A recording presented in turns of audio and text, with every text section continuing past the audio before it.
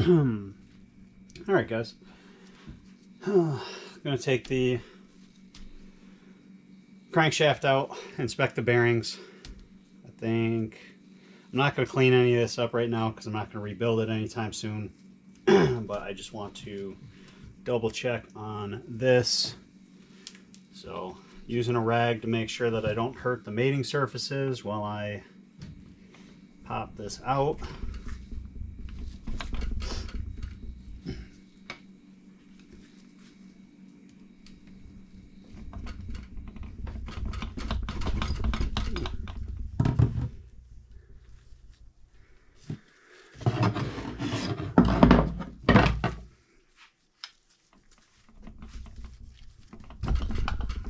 And they're pretty good.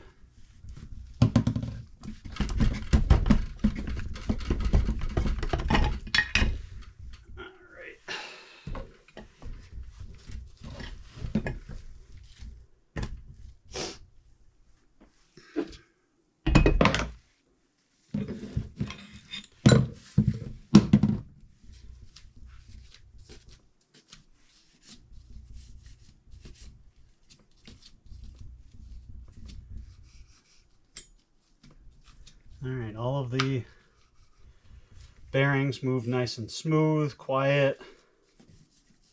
So we got a nice high quality crank.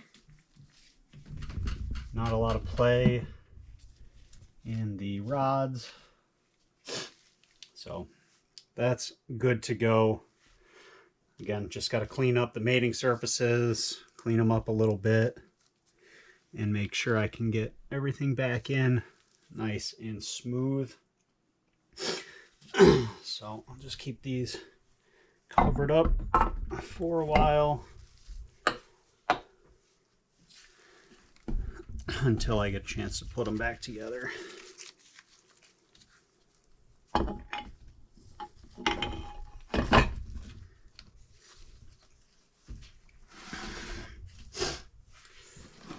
I'll take a look at the carbs. Nothing seized. Throttle bodies move easy. Let me get this cable off. 10mm.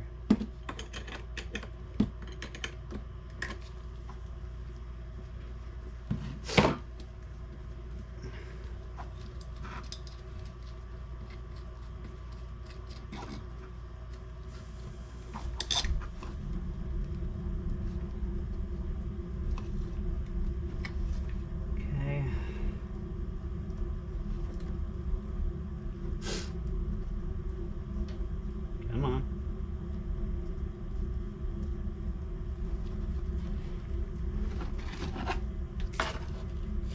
Grab on the other side of it. Back in here. Alright, let's get these fuel lines off.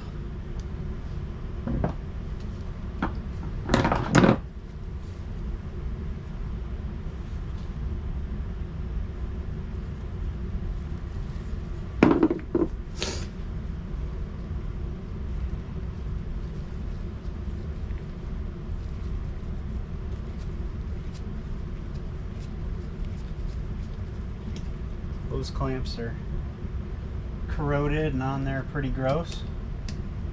Good news is this is this new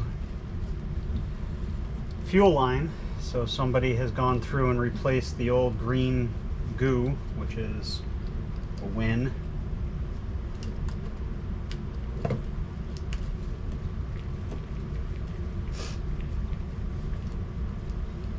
It does not appear to have the accelerator pump on it.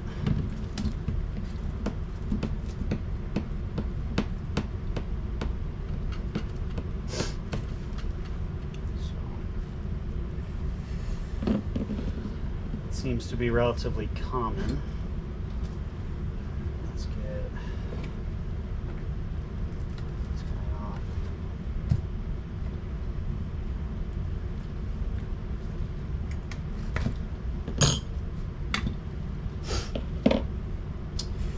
key with this is not to mess with any of the settings so that it's still synced up when you go to put them back together.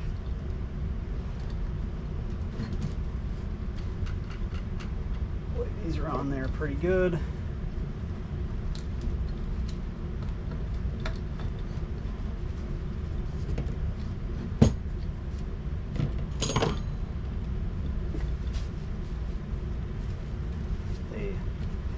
They really tighten down these hose clamps.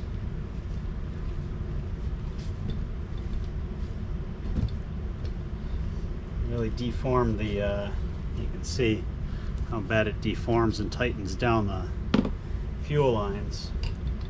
They're not exactly what you're supposed to use, but a lot of people switch them out because they don't want to use those OEM clamps.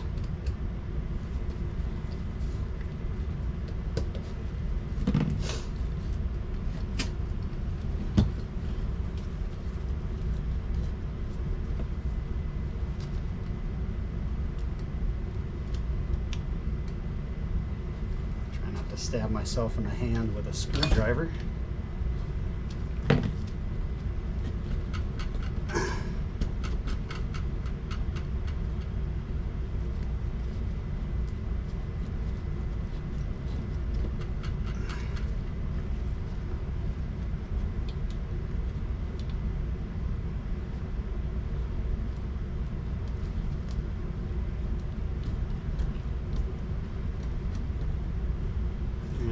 One down. Oh, the bolts are still in it. It's a good thing to pay attention to.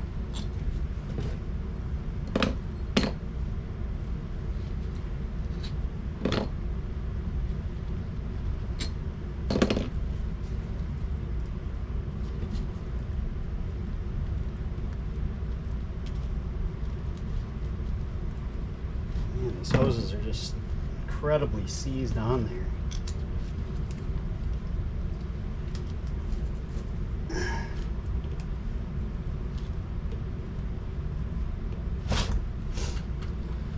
Alright, one free.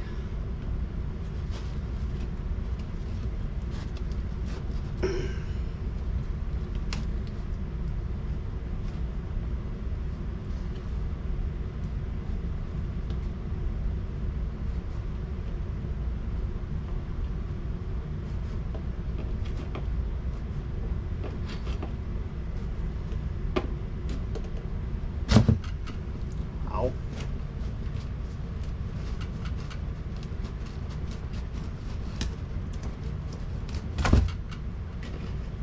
All right.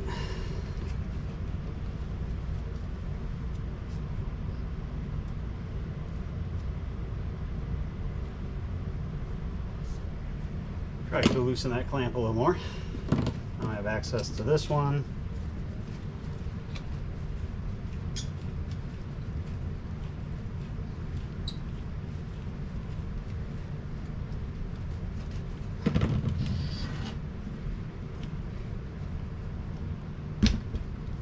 That one hurt. Always know where your hand is, or you're going to hit it with the screwdriver.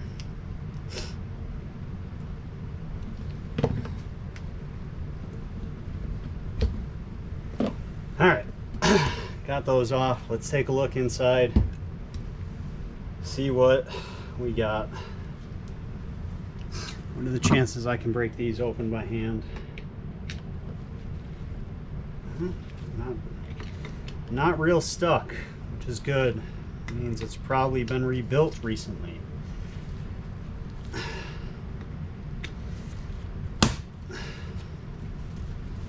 Let's hope that it was freshly rebuilt and never ran. That would be beautiful.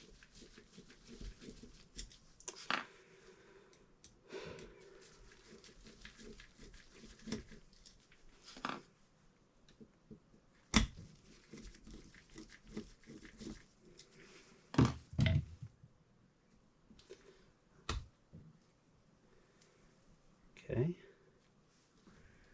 we are really clean in there. Take a look at that. I'm gonna guess that this was just rebuilt very, very recently. Ooh, that's not good though.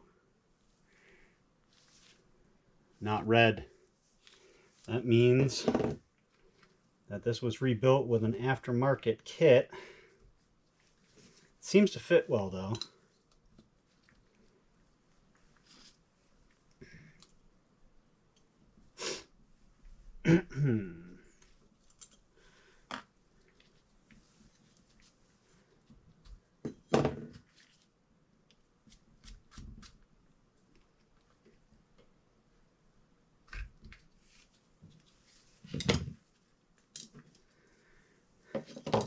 See. Do I want to take this out? No, I don't. With how clean that looks, I don't think I want to take it apart. So I'm just going to put this side back together, and then we're going to check out the fuel pump side on this carburetor.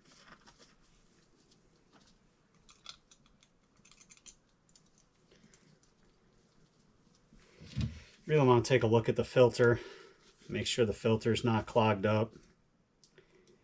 Probably should have gone underneath it and checked the jets out.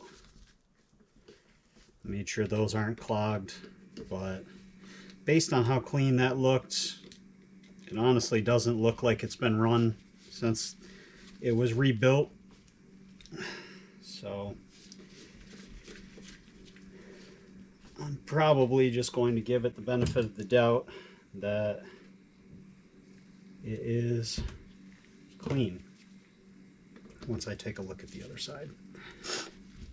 Again, they're coming up easy, so signifies to me that somebody's been in here.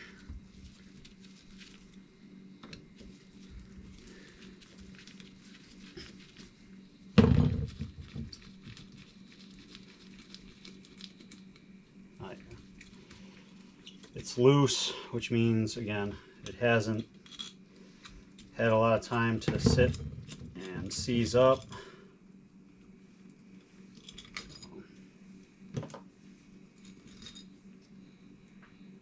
You'd be missing a couple of washers.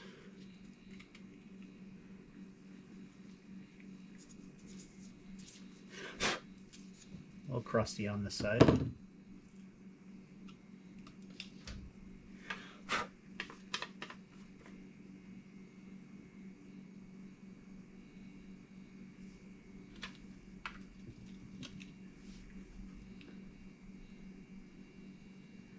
But again, this looks brand new. Nothing crazy in there. Take this off. Oh, that was a little more stuck than I'm used to.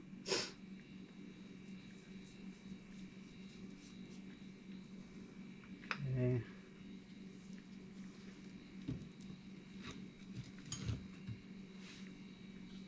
And this is what I wanted to get to. My filter. Oh yeah, brand new. Nothing in it. So we are good to go. Put it back together and call it good.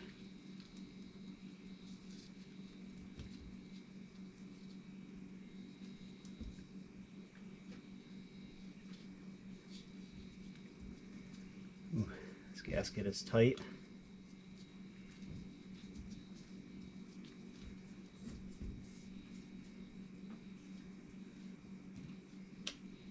Problem with using these aftermarket kits, a lot of times they just don't fit right.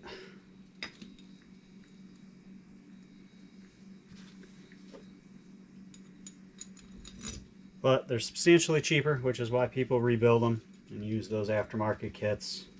Sometimes you get lucky and it works, a lot of times you don't.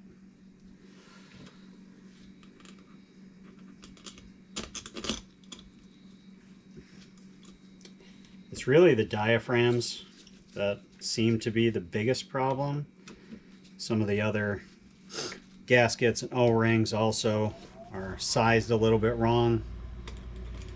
So there's a number of things that people don't like about the aftermarket kits, but I have found that the diaphragms are the biggest issue. Those end up the wrong size entirely, too tight, too small, and they don't fit on there properly. So that one's good. Don't really have to take the other one apart, but I'm going to anyway.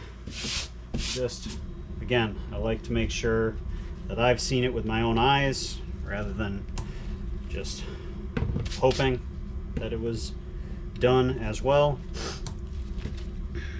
But if I can confirm that this one's been rebuilt too, then I know that I hopefully have a couple backup carbs that I can use if needed for one of the million projects that I have this spring.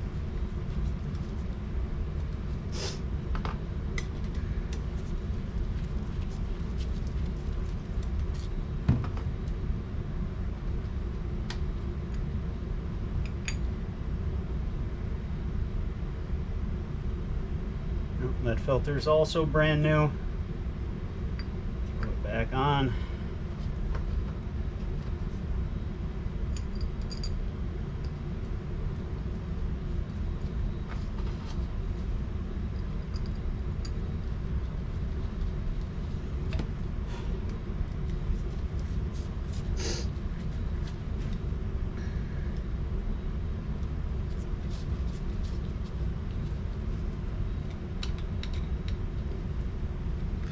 I guess the other thing I should probably do is check the needles, the high and low speed settings, and see what those are set at.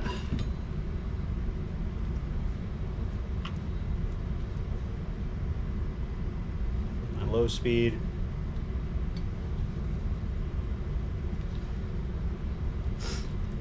Was set kind of low. Let me double check quick what the default settings are. Why is that wet?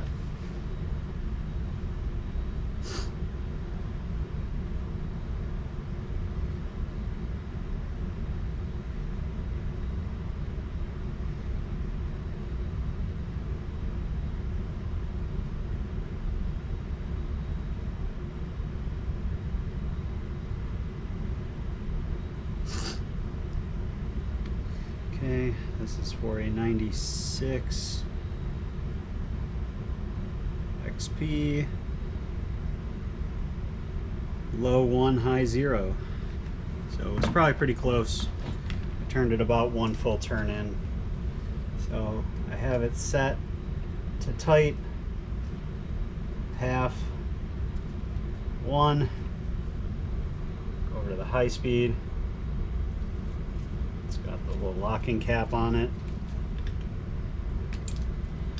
That off real quick.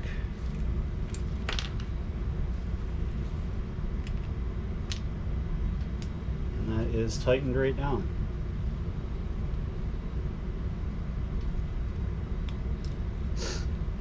Alright, double check the other one. Start with the high speed.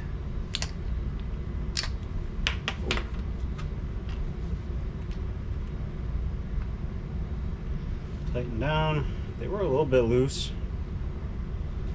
So set them to 0.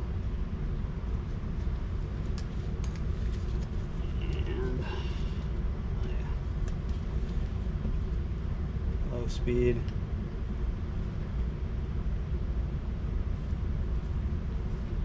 Half. 1. 1 1/4 probably. So we'll come out half, 1. All right, carbs are good to go. Got to get the hoses put back on, keep the hardware. I'll get those put back together obviously at some time, but that's what I got for you for this episode, and hopefully we'll have some other projects coming up got a right here. Got a 951 top end that I'm going to throw into a 98 GSXL that's got some low compression. So looking forward to that project. Thanks for tuning in. Like and subscribe.